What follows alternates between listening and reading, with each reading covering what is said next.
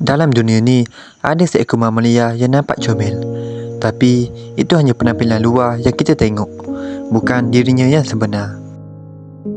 Ini adalah kongkang, salah satu mamalia yang aktif pada waktu malam.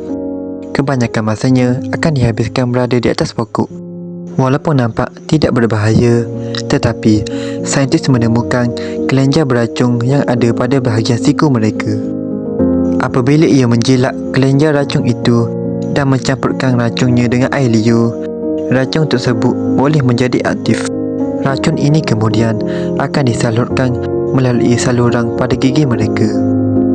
Jadi, apabila kongkang menggigit, racun itu boleh memasuki tubuh mangsa melalui luka gigitan.